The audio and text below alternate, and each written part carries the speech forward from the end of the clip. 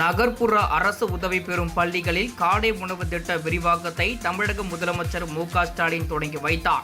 சென்னை மயிலாப்பூர் புனித சூசையப்பர் தொடக்கப் பள்ளியில் நடைபெற்ற இந்த விழாவில் சிறப்பு அழைப்பாளராக பஞ்சாப் முதல்வர் பகவத் மான் பங்கேற்றார். இத்திட்டத்தை தொடங்கி வைத்த பிறகு முதலமைச்சர்கள் மு.க.ஸ்டாலின், பகவத் மான், துணை முதல்வர் உதயநிதி ஸ்டாலின் ஆகியோர் மாணவர்களுக்கு உணவு பரிமாறி அவர்களுடன் அமர்ந்து உணவு அருந்தினர்.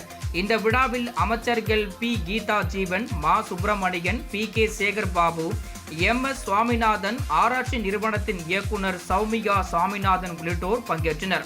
அதன்படி காலை உணவு திட்டத்தின் மூலம் 34,987 அரசு பள்ளிகளைச் சேர்ந்த 17,53,257 மாணவ மாணவிகள் பயன்பெறுகின்றனர்.